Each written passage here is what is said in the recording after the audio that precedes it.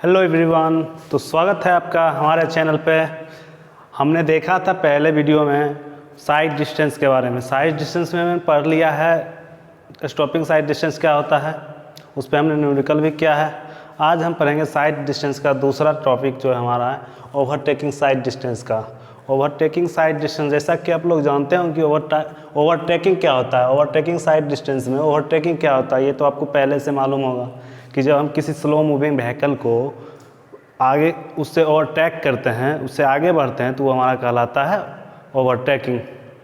मान लीजिए कोई रोड बना है, ठीक है ना, कोई रोड बना है, इसका डिज़ाइन स्पीड है 100 किलोमीटर पर आवर, ठीक है ना। 100 किलोमीटर पर आवर इसका डिज़ाइन स्पीड है। इसका मतलब है कि 100 किलोमीटर की रफ्तार से इस पर गाड़ी दौड़ सकती है। एक छोटी सी गाड़ी है 4 व्हीलर, आप ले लीजिए कोई सी भी गाड़ी जो भी आपके पास है, ये जा रही है 40-50 की स्पीड से, मान लीजिए 50 की स्पीड से जा रही है, ठीक है, 50 की स्पीड से जा रही है, ये जा रही है 50 की स्पीड से, लेकिन बना है 100 किलोमीटर पर आवर की स्पीड से। तो एक गाड़ी पीछे जो अपने फुल स्पीड डिज़ाइन स्पीड से आ रही है, तो इस गाड़ी जो इसके रास्ते में क्या है, ऑब्स्टेकल आ गया, ये धीरे धीरे चल रहा है और ये स्पीड से चल रहा है, तो एक समय ऐसा आएगा दोनों में कोलिजन हो जाएगा। तो कोलिजन से बचने के लिए या तो एसएसडी लगाएगा, स्टॉप करेगा गाड़ी को, या फिर ओवरटेक करेगा। तो स्टॉप तो करेगा नहीं क्योंकि ये भी गाड़ी चलती जा रही है, तो ये क्या करेगा, अपना लाइन चेंज करेगा और इससे आगे निकल जाएगा, तो ओवरटेकिंग क्या हो गया हमारा कि when a fast moving vehicle overtake a slow moving vehicle during this operation, जो डिस्टेंस हम लोग कवर करते हैं उसी को कहते हैं हम ओवरटेकिंग साइड डिस्टेंस। इसमें जो मिनिमम डिस्टेंस हमको ज़रूरत पड़ती है, तो इसी का आज फॉर्मूला हम लोग डिराइव करेंगे और देखेंगे कि कितना देर पहले या कितना समय में कितना दूरी हमें ओवरटेक करनी चाहिए, कौन सी गाड़ी का कितना पहले, ठीक है ना। तो उसी में हम देखते हैं हमारे पास क्या है, 2 लाइन अनडिवाइडेड रोड, 2 लेन अनडिवाइडेड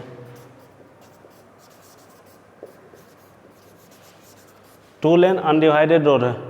मतलब इसका कि अनडिवाइडेड का मतलब मीडियन नहीं है, 2 वे ट्रैफिक है, इस पर गाड़ी इधर से जाएगी भी, इधर गाड़ी आएगी भी, ठीक है ना। तो ये गाड़ी ए को आप लिख लीजिए, ये क्या है, फास्ट मूविंग व्हीकल है, फास्ट मूविंग व्हीकल। और बी क्या है हमारे पास, स्लो मूविंग व्हीकल।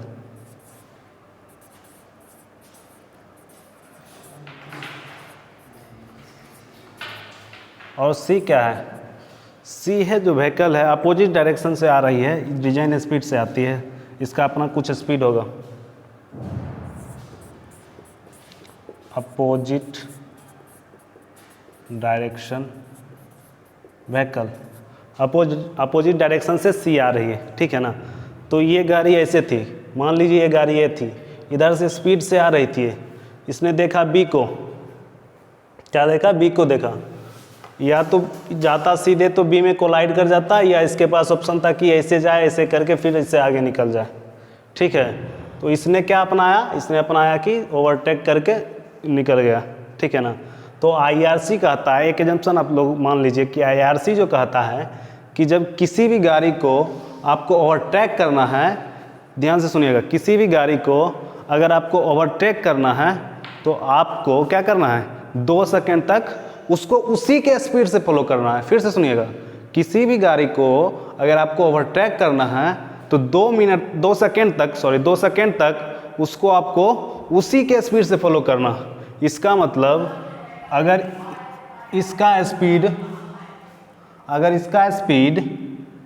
भी भी है, इसका भी स्पीड क्या होगा, भी भी होगा, इसका भी स्पीड भी भी होगा, इसका कुछ स्पीड अपना भी डिजाइन होगा, भी डिजाइन स्पीड इसका कुछ अपना होगा, ठीक है ना। तो ये 2 सेकेंड तक, यहाँ 2 सेकेंड में ये कितना दूरी तय किया, 2 सेकेंड में ये यहाँ से यहाँ आया, ठीक है ना। 2 सेकेंड में क्या किया, इसी के स्पीड से चला और इस स्पीड से ये यहाँ से यहाँ आया 2 सेकेंड में, तब तक बी पे था, ठीक है। और उसके बाद फिर A2 क्या किया है, A2 फिर इधर से निकलते हुए इतना A3 पे गया है T समय में। तो उस T समय में ये गाड़ी B तो बैठा नहीं रहेगा कि बाबू साहब एक गाड़ी जाएंगे उसके बाद B हम लोग आगे बढ़ेंगे। तो ये अपना क्या किया, ये जब आगे ओवरटेक किया तो ये भी तो कुछ दूरी चला होगा ना उस समय में, T समय में सेम समय में इतना दूरी ये भी चला, ठीक है। और उसके बाद सेम समय में C भी इतना दूर आया है, ठीक है। तो हम इसको मान लेते हैं D1 है हमारा, ये दूरी जो है जो 2 सेकेंड में जो गाड़ी चला है वो D1 है। और उसके बाद ये कुछ देखिए, आप जब भी गाड़ी ओवरटेक करते हैं तो कुछ सेफ डिस्टेंस आगे वाला गाड़ी से मेंटेन रखते हैं ना, कुछ सेफ डिस्टेंस मेंटेन रखते हैं कि जिससे गाड़ी का कोलिजन नहीं है। उसके बाद आप ही मोड़ते हैं इसे गाड़ी, ठीक है। आप ऐसे करके तो नहीं मोड़ते इसमें सटा के गाड़ी, आप क्या करते हैं, इसे रखते हैं, इसे निकालते हैं। ये जो दूरी हमारा है इतना दूर, ये हमारा सेफ डिस्टेंस है। फिर आप उससे आगे जाइएगा तो फिर आप कुछ दूर आगे बढ़ के निकालिएगा। जस्ट ये गाड़ी ऐसे जा रहा है, आप ऐसे सटा के तो नहीं निकालिएगा। आजकल जो मैक्सिमम एक्सीडेंट होता होगा, आप देखते होंगे छपरी सब लड़के को क्या करता है कि ट्रक जा रहा है उसके जस्ट आगे से सटा के निकालता है। सटा के निकालिएगा तो फिर तो एक्सीडेंट होना ही है। तो फिर ये क्या किया है, कुछ सेफ डिस्टेंस रख के आगे ओवरटेक किया है, अपने लेन पे वापस आ गया है। तो इस दूरी को हम कहते हैं सेफ डिस्टेंस S। सेम ये दूरी और ये दूरी सेफ डिस्टेंस S मान लेते हैं कि बराबर है दोनों, ठीक है। और ये इतना समय में B डिस्टेंस चला है, तो ये पूरे दूरी को हम कहते हैं कि D2 है हमारा। और C जो है वो C2 तक आया है, इसको कहते हैं हम D3 है। कुछ डिस्टेंस ट्रेवल करके आया है, उसको हम कहते हैं D3 है। इस टॉपिक को ध्यान से देखिएगा, इस टॉपिक में बहुत सारे बच्चे फंसते हैं और कंफ्यूज रहते हैं, समझ में नहीं आता है। ध्यान से देखिएगा इस टॉपिक को। तो A क्या है हमारा, फास्ट मूविंग व्हीकल है, और B हमारा स्लो मूविंग व्हीकल है, और C अपोजिट डायरेक्शन से कोई व्हीकल आ रही है उसका कुछ जो भी स्पीड V स्पीड है। अब हम D1 निकाल लेते हैं। तो हमारा OSD क्या हो जाएगा, ओवरटेकिंग साइड डिस्टेंस क्या हो जाएगा, D1 plus D2 plus D3 होगा ना। हमें जो ओवरटेकिंग परफॉर्म करने के लिए इतना दूरी तो चाहिए, तब तो हम ओवरटेकिंग परफॉर्म करेंगे। अगर इतना ही दूरी हम लेके चलें तो ये आके ठोक देगा हमें। तो हम कितना ले रहे हैं, इतना दूरी कम से कम हमको चाहिए ताकि ये गाड़ी यहाँ तक आ सके और हम फिर अपने लेन में वापस जा सकें। तो हमारा OSD क्या हुआ यहाँ से, D1 plus D2 plus D3। तो D1 क्या कहा, D1 क्या होगा, बात आती है D1 क्या होगा। तो आप लोगों ने पहले भी, हमने अपने पहले वीडियो में भी बताया, आप लोगों ने पढ़ा भी है कि डिस्टेंस क्या होता है, डिस्टेंस क्या होता है, वेलोसिटी इनटू टाइम। और इसका वेलोसिटी क्या है, देखिए गौर से देखिए, इसका वेलोसिटी क्या है, VB, ठीक है ना। वेलोसिटी क्या है, VB। और इसका टाइम क्या है, तो कहा है कि 2 सेकेंड तक आपको फॉलो करना है, माहौल को देखना है, उसके बाद आपको ओवरटेक करना है। कितने समय तक, 2 सेकेंड। तो यहाँ T हो जाएगा, T बराबर क्या हो जाएगा, 2 सेकेंड। यहाँ से आपको क्या मिल गया, D1 मिल गया ना। अब देखिए बात आती है D2 की। तो देखिए D2 बराबर हमारा क्या हो जाएगा, ये S, ये B और ये S होगा ना, S plus B plus S होगा।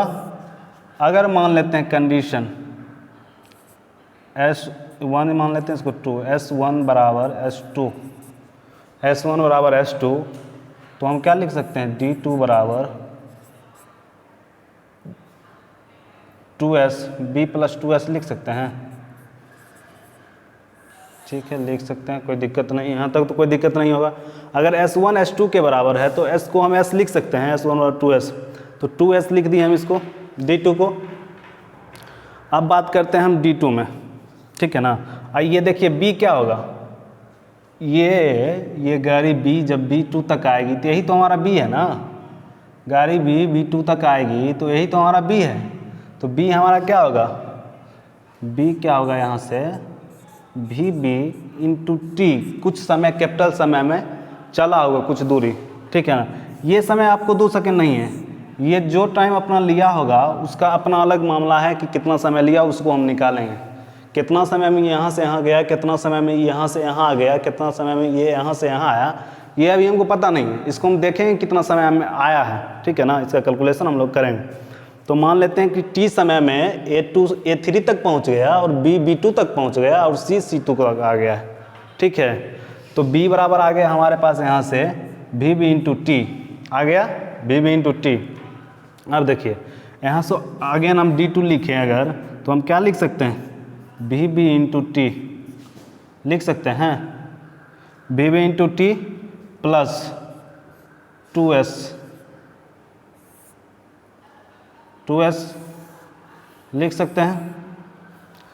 और देखिए एक प्रैक्टिकल रिजल्ट है, s का वैल्यू क्या होता है 0.7 VB, ठीक है ना, plus wheel base, length of wheel base, length of wheel base, length of wheel base.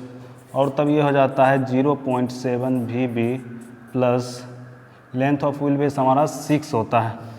Length of wheel base आप लोग समझते होंगे, आपने गाड़ी का देखा होगा, चक्का गाड़ी देखा होगा, कुछ इस तरह से रहता है और इसका 2 चक्का यहाँ रहता है और 2 आगे रहता है, ठीक है ना।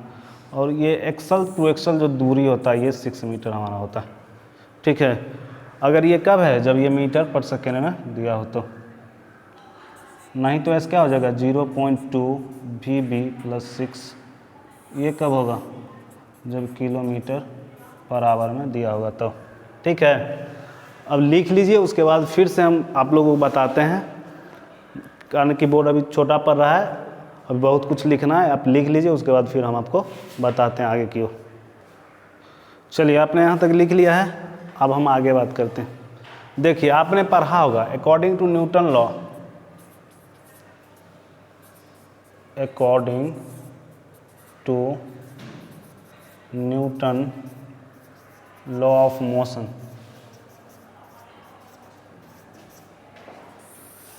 According to Newton law of motion आपने क्या पढ़ा है कि क्या होता है S बराबर ut प्लस हाफ AT² होता है ना। हमने अभी तक तो यही पढ़ा है, according second law of Newton of motion पढ़ा है। अब देखिए ये हमारा हो गया इक्वेशन 2 और इसको हम मान लेते हैं इक्वेशन 1, ठीक है। जब इसको हम इक्वेशन 1 मान लेते हैं तो अब कंपेरिजन करते हैं COM, comparison on equation 1 and 2। इससे हमको क्या मिला है कि 2s जो है बराबर है हाफ AT² का, है ना। इसको मान लीजिए आप कैपिटल T। 2s बराबर है हाफ AT² का, जहाँ a क्या है हमारा एक्सेलरेशन है और t टाइम है, ठीक है, और s डिस्टेंस। अब देखिए यहाँ से हम निकालते हैं T² बराबर क्या हो गया 4s बाय a, और यहाँ से t क्या आ गया √4s बाय a। हमारा t आ गया यहाँ से, इसको आप नोट कर लीजिएगा अच्छे से। t बराबर क्या आ गया है 4s बाय a, ठीक है ना। s का वैल्यू आपको पता है 0.7 VB plus length of wheel base, और लेंथ ऑफ व्हील बेस क्या होता है 6 होता है। यहाँ तक तो आप क्लियर है। t निकल गया, अब हम VB हमको पता रहेगा, स्लो मूविंग व्हीकल का स्पीड। t हमको निकल गया, 2s हमको मालूम है, d2 हमारा निकल गया, तो d2 हमारा क्या हो जाएगा, d2 हमारा हो जाएगा VB t का वैल्यू क्या है √4s बाय, अभी जस्ट हमने निकाला है t का value √4s by plus 2 into 0.7 VB plus 6। इस बात को हमने निकाला है, d2 हमें आ गया। इसको भी आप लिख लीजिए, उसके बाद फिर से हम आपको d3 का वैल्यू आपको समझाते हैं। एक मिनट, d3 भी आप देख ही लीजिए, इसमें आ ही जाएगा। उसके बाद फिर सबका समेशन कर लेते हैं। D3 हमारे पास क्या आ गया कि C का जो वेलोसिटी था डिजाइन स्पीड से जो इधर से आ रहा था, V स्पीड से आ रहा था, और E भी T समय में इतना दूर आया जितना दूर B2 तक आया और A3 तक आया। ठीक है, तो डिस्टेंस क्या होता है, वेलोसिटी इंटू टाइम, और टाइम क्या है V into capital T। Capital T हमने निकाला है टाइम, जितना टाइम लगा है, तो ये क्या हो जाएगा V इंटू √4s/a। आप इसको भी लिखिए और आप ये भी लिख लीजिए T when A2 A3 तक पहुंचा, B2 तक पहुंचा, और C जो है C2 का आया इतना T समय में, T टाइम टेकन। आप लिख लीजिए, फिर हम आपको OSD का वैल्यू बताते हैं। D3 भी आ गया, D1 भी आ गया, और D3 भी आ गया, D1 भी आ गया, D2 भी आ गया। तो हमने पढ़ा है कि OSD बराबर D1 + D2 + D3। अब इस सब का हम समेशन देखते हैं। लिख लीजिए आप इसको एक बार बढ़िया से। चलिए, तो हमारा फाइनल फार्मूला क्या आता है OSD का, D1 + D2 + D3। तो हमने डिराइव भी किया था, OSD बराबर D1 क्या था, VB इंटू T। ठीक है ना, इसका स्पीड इंटू T, और T क्या था हमारे पास 2 सेकेंड दिया हुआ रहता है, IRC मानती है इसको। उसके बाद D2 क्या था, S + B + S, और कहाँ था, S बराबर S था, तो B + 2S, और क्या था D3 क्या था, V into T, design speed क्या था। तो हमारे पास आ गया, और T का वैल्यू क्या आता है √4s/a, और T 2 सेकेंड दिया हुआ रहता है हमको। Velocity of opposite direction vehicle हमको पता ही रहता है।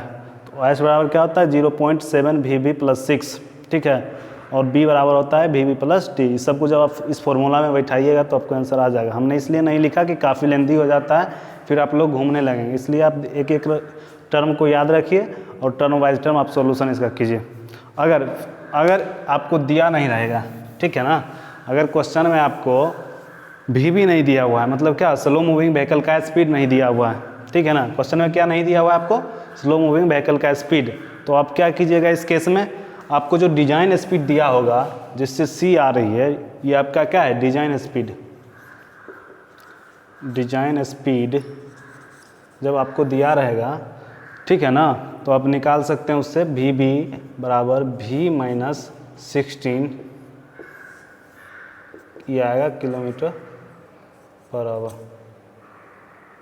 और V भी क्या निकाल सकते हैं, V - 4.5, ये आएगा मीटर/सेकंड।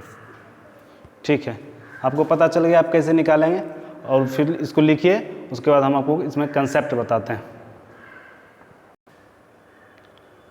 तो चलिए बच्चों, फिर देखते हैं हम अपना कंसेप्ट के बारे में।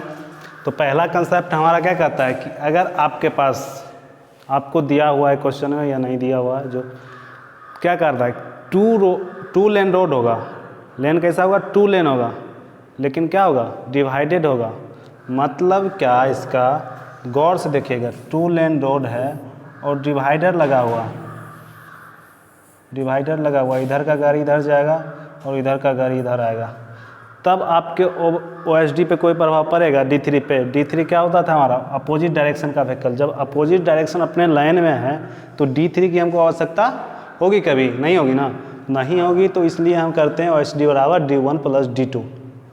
ठीक है, अगर जब हमारे पास 2 लेन अनडिवाइडेड रोड हो, जिसके बारे में हमने बात किया, तब हमें कंसिडर करना है OSD बराबर D1 + D2 + D3।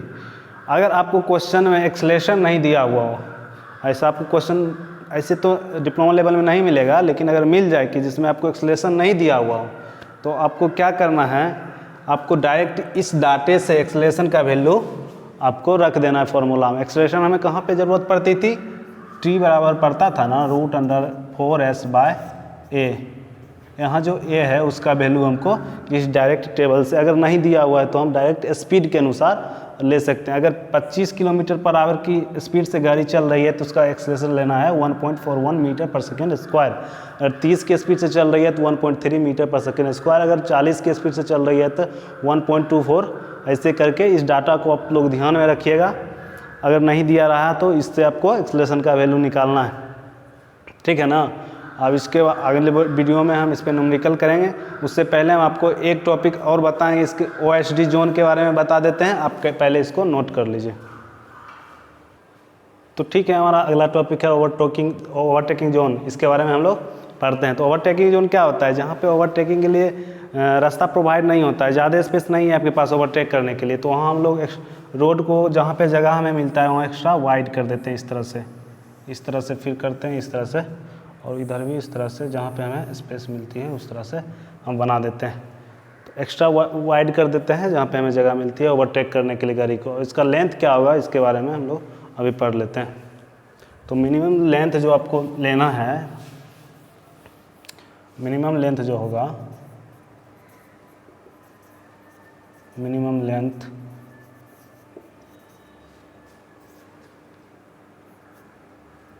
For OSD zone 3 OSD लेना है।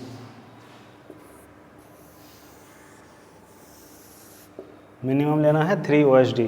अगर इसमें भी कंडीशन है, अगर वन वे रोड है, वन वे रोड है तो हमें क्या करना है? D3 को कंसीडर नहीं करना है। तो इसमें हम क्या लिख सकते हैं? 3 × D1 + D2, ये हमारा हो गया ओवरटेकिंग जोन।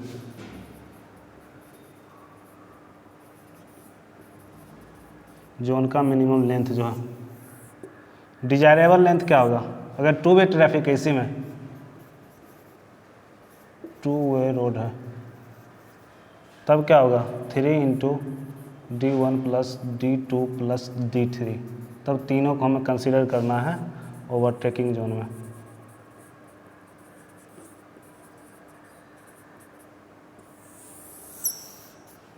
ठीक है। और डिजायरेबल लेंथ क्या होगा? मैक्सिमम। डिजायरेबल मतलब मैक्सिमम लेंथ क्या होगा इसके बारे में?